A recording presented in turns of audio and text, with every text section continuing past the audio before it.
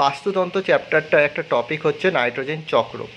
তো জিনিসটা কি দেখ, এই যে ডট ডট লাইনটা দেখতে পাচ্ছিস বোর্ডে, এই ডট ডট লাইনের ওপরের পার্টটা হচ্ছে বায়ু, লেখা আছে দেখ বায়ু, আর ডট ডট লাইনের নিচের পার্টটা হচ্ছে মাটি।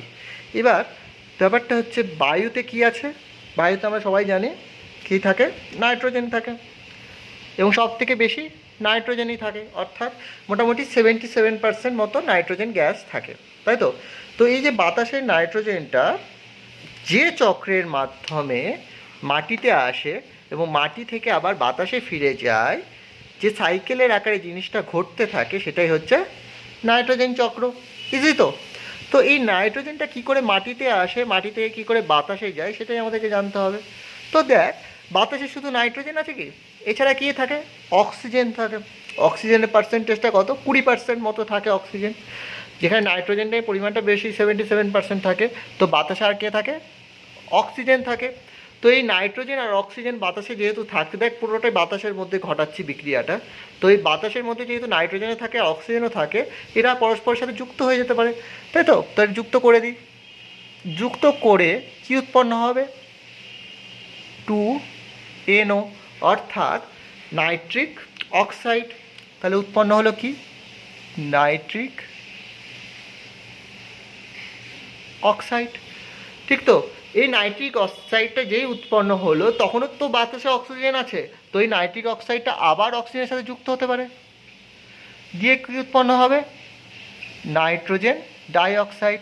কী উৎপন্ন হলো, নাইট্রোজেন ডাই অক্সাইড, ঠিক তো। তাহলে নাইট্রোজেন অক্সিজেনের সাথে যুক্ত হয়ে নাইট্রিক অক্সাইড উৎপন্ন করলো, এই নাইট্রিক অক্সাইডটা আবার অক্সিজেনের সাথে যুক্ত হয়ে নাইট্রোজেন ডাই অক্সাইড উৎপন্ন করলো। এই নাইট্রোজেন ডাই অক্সাইডটা বাতাসে আর কি থাকে, এই তো বাতাসেই উৎপন্ন হলো নাইট্রোজেন ডাইঅক্সাইডটা। এবার বাতাসে জলীয় বাষ্পও থাকে, তাহলে এই নাইট্রোজেন ডাইঅক্সাইডটা বাতাসে জলীয় বাষ্প মানে জল, এই জলের সাথে যুক্ত হয়ে দুটো জিনিস উৎপন্ন করবে, একটা হচ্ছে নাইট্রাস অ্যাসিড আর একটা হচ্ছে নাইট্রিক অ্যাসিড। নাইট্রাস অ্যাসিড উৎপন্ন করবে আর নাইট্রিক অ্যাসিড উৎপন্ন করবে। এবার এই নাইট্রিক অ্যাসিডটা বৃষ্টির আকারে মাটিতে আপতিত হবে, মাটিতে পড়বে, যেটাকে অ্যাসিড রেন বলি আমরা। সেই অ্যাসিড রেনের মধ্যে কে থাকে, তাহলে নাইট্রোজেনটা থাকে, যেহেতু নাইট্রাস অ্যাসিডেও নাইট্রোজেন থাকে আর নাইট্রিক অ্যাসিডেও নাইট্রোজেন থাকে। সেটা কি হয়, বৃষ্টির আকারে মাটিতে এসে পড়ে এবং মাটিতে নাইট্রোজেনটা আবদ্ধ হয়ে যায়, ঠিক তো। তাহলে এটা হলো প্রাকৃতিক উপায়ে নাইট্রোজেন সংবন্ধন, যেটা মাটিতে হচ্ছে। তাহলে ব্যাপারটা কী হলো, নাইট্রোজেনের সাথে অক্সিজেন যুক্ত হয়ে নাইট্রিক অক্সাইড, তারপরে নাইট্রোজেন ডাইঅক্সাইড, নাইট্রোজেন ডাইঅক্সাইডটা জলের সাথে যুক্ত হয়ে কী উৎপন্ন করলো, নাইট্রাস অ্যাসিড আর নাইট্রিক অ্যাসিড, দিয়ে সেটা বৃষ্টির আকারে মাটিতে এসে আপতিত হয়ে নাইট্রোজেনটা সংবন্ধন করে দিল। এটা গেল একটা প্রাকৃতিক উপায়ে নাইট্রোজেন সংবন্ধন। এবার আসি দেখ, বাতাসে যে নাইট্রোজেনটা থাকে সেটা ডিরেক্টলি আমরা জানি ডিরেক্টলি মাটিতে আসতে পারে। কীরকমভাবে আসবে, খুব সহজ।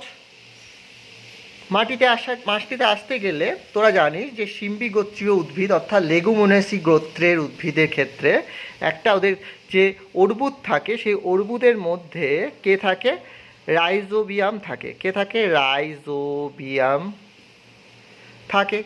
তারা কি করছে, রাইজোবিয়াম নাইট্রোজেনকে সরাসরি মাটিতে আবদ্ধ করছে। তাহলে রাইজোবিয়াম যেটা থাকে, মিথোজীবী, তারা কি করছে, নাইট্রোজেনকে একদম ডিরেক্টলি বাতাস থেকে মাটিতে এসে মাটিতে নিয়ে চলে আসছে, ঠিক তো। সেকেন্ডলি, নাইট্রোজেনটা বিভিন্ন স্বাধীনজীবী ব্যাকটেরিয়ার দ্বারা, ঠিক আছে, কিছু স্বাধীনজীবী ব্যাকটেরিয়া থাকে, ভালো করে বোঝ, স্বাধীনজীবী ব্যাকটেরিয়া থাকে, যেমন ধর উদাহরণ দিয়ে দিই কয়েকটা, অ্যাজোটোব্যাক্টর, নস্টক, অ্যানাবিনা, ঠিক তো। নস্টক, অ্যাজোটোব্যাক্টর, এছাড়া ক্লস্ট্রিডিয়াম। তো এরা কি করছে, স্বাধীনজীবী ব্যাকটেরিয়াগুলো, এই ব্যাকটেরিয়ারা নিজেদের দেহে, স্বাধীনজীবী ব্যাকটেরিয়ারা নিজেদের দেহে কী করছে, নাইট্রোজেনটাকে অ্যামোনিয়া রূপে আবদ্ধ করছে। তো এইসব স্বাধীনজীবী ব্যাকটেরিয়াটা কী করছে, নিজেদের দেহে নাইট্রোজেনটাকে অ্যামোনিয়া রূপে আবদ্ধ করছে। যখন এরা মাটির সাথে মিশে যায় তখন এই অ্যামোনিয়াটাও কি হয়,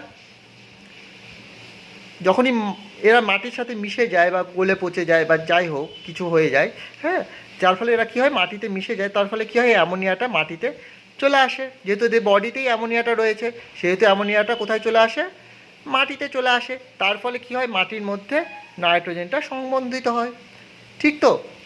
এবার দেখ, এছাড়া মাটিতে কি হয়, বিভিন্ন টাইপের মৃত পচা গলা বস্তু থাকে, মানে যারা কিছু মৃত ব্যক্তি বা মৃত জীব, তো মৃত জীব থেকেও কি হয়, অ্যামোনিয়াটা গলন পচনের মাধ্যমে, হ্যাঁ, গলন পচনের মাধ্যমে অ্যামোনিয়াটা মাটিতে চলে আসে। তাহলে এইভাবে নাইট্রোজেনটা মাটির মধ্যে সংবর্ধিত হতে পারে। ঠিক তো? এবার দেখ এদিকে চলে আসি, এইদিকে ঘটনা কী ঘটছে। তো আমরা জানলে অ্যাসিড রেনের আকারে বৃষ্টিতে আকারে পড়লো, দিয়ে মাটিতে নাইট্রোজেনটা সংবন্ধন হলো। এবার দেখ অ্যাসিড রেনটা কোথায় গিয়ে পড়ছে, তোরা বল। অনেক সময় পুকুরে গিয়ে পড়ছে, জলে গিয়ে পড়ছে, এছাড়া বিভিন্ন কারখানা, বিভিন্ন টাইপের যেগুলো কেমিক্যালস থাকে সেটাও জলে গিয়ে পড়ছে। তাহলে এইগুলো কোথায় গিয়ে পড়ছে, অ্যাসিড রেনটা ধরা যাক কোনো জলে বা ডোবাতে গিয়ে পড়ছে। এবার এই জলের মধ্যে শুধু অ্যাসিড রেন এসে পড়ছে তাই তো নয়, বিভিন্ন কারখানা থেকে কেমিক্যালস আসছে, বিভিন্ন ফ্যাক্টরি থেকে। তো ফ্যাক্টরি থেকে যে কেমিক্যালসগুলো আসছে সেগুলো জলে পড়ছে, জলের সাথে কী হয়, তারা মাটিতে মিশছে। এর ফলে কি হয়, মাটিতে নাইট্রোজেনটা, যেহেতু কেমিক্যালসগুলোর মধ্যে নাইট্রোজেন কম্পোজিশন বা নাইট্রোজেন ম্যাটেরিয়ালস থাকে, সেগুলো কী হয়, মাটিতে আবদ্ধ হতে পারে। ঠিক আছে? অর্থাৎ শিল্পজাত পদ্ধতিতেও নাইট্রোজেন মাটিতে আসতে পারে, এটা বোঝাতে পারলাম। এবার দেখ অ্যামোনিয়াটা যেটা তৈরি হচ্ছে বিভিন্ন টাইপের জিনিস থেকে বা মৃত গলা জীব থেকে, সেই অ্যামোনিয়াটা কি হয়, এই যে অ্যামোনিয়াটা তৈরি হচ্ছে বিভিন্ন মৃত জীব, পচা গলা জীব থেকে যে অ্যামোনিয়া তৈরি হচ্ছে, এটাকে বলা হচ্ছে অ্যামোনিফিকেশন। তো এটাকে বলা হচ্ছে অ্যামোনিফিকেশন। তো দেখ যে এটা হচ্ছে মৃত জীব থেকে যখন অ্যামোনিয়া মাটিতে আবদ্ধ হচ্ছে, হ্যাঁ, ফার্স্টে মৃত জীব থেকে কী হয়, আমরা জীব কী নিয়ে গঠিত হয়, একটা লম্বা অ্যামাইনো অ্যাসিড নিয়ে গঠিত, অর্থাৎ তাদের মধ্যে প্রোটিন থাকে। তো এই মৃত জীব থেকে আলটিমেটলি ভেঙে ভেঙে কী তৈরি হয়, অ্যামোনিয়া তৈরি হয়। এই অ্যামোনিয়াটা কোথায় আবদ্ধ হয়, মাটিতে আবদ্ধ হয়। যে পদ্ধতির মাধ্যমে মৃত জীব থেকে অ্যামোনিয়া সৃষ্টি হয় সেটাকে বলা হয় অ্যামোনিফিকেশন। কি বলা হয় সেটাকে, অ্যামোনিফিকেশন। এই অ্যামোনিফিকেশনের জন্য যেসব ব্যাকটেরিয়ারা দায়ী সেগুলোর নাম আমাদেরকে কয়েকটা জানতে হবে। ঠিক আছে? যেমন হচ্ছে ব্যাসিলাস মাইকয়েডিস, এছাড়া ব্যাসিলাস র্যামোসাস, ব্যাসিলাস মাইকয়েডিস আর ব্যাসিলাস র্যামোসাস, এগুলোকে বলা হয় অ্যামোনিফাইং ব্যাকটেরিয়া। ঠিক আছে? তাহলে অ্যামোনিয়া মাটিতে চলে এলো। হ্যাঁ, এবার এই অ্যামোনিয়াটা কি করে, যেহেতু এটা মাটিতে আবদ্ধ হচ্ছে অ্যামোনিফিকেশনের মাধ্যমে, সেই অ্যামোনিয়া থেকে ধাপে ধাপে কয়েকটা জিনিস তৈরি হয়। অ্যামোনিয়া থেকে ফার্স্টে তৈরি হয় নাইট্রাইট। ফার্স্টে তৈরি হয় নাইট্রাইট, তারপরে তৈরি হয় নাইট্রেট। ঠিক আছে?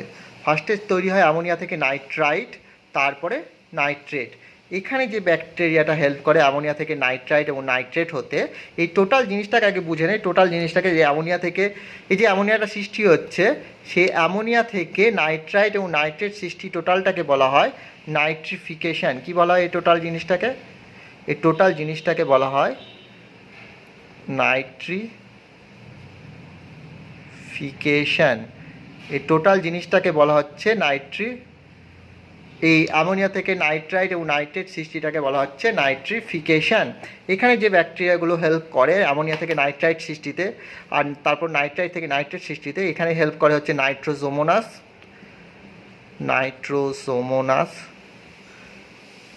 ঠিক আছে। আর এখানে হেল্প করে হচ্ছে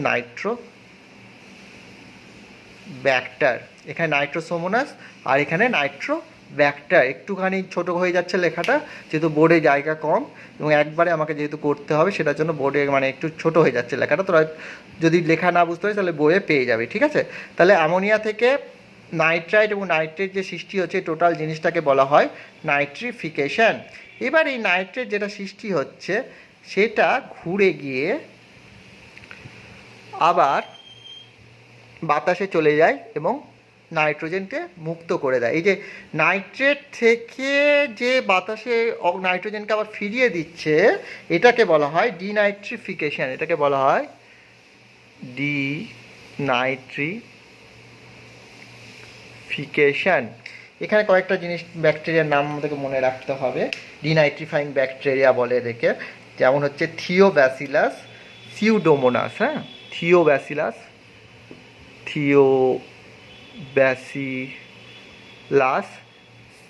সিউডোমোনাস, হ্যাঁ, এগুলোর সিউডোমোনাস, এই কয়েকটা ব্যাকটেরিয়ার নাম আমাদের ডিনাইট্রিফাইং ব্যাকটেরিয়ার নাম আমাদেরকে মনে রাখতে হবে, ঠিক আছে। তাহলে এটাই হচ্ছে নাইট্রোজেন চক্র বা সাইকেল, যাই বলি না কেন। তো জিনিসটা কি আশা করি বোঝাতে পেরেছি। যদি অসুবিধা হয় তো এটার একটা ছবি আমি তোকে দিয়ে দেবো স্ক্রিনশট, ছবি তুলে, ঠিক আছে। আর এই ভিডিওটা আশা করি বোঝাতে পেরেছি ব্যাপারটা, ঠিক আছে। যদি সমস্যা থাকে তাহলে আমাকে জিজ্ঞেস করিস পরে।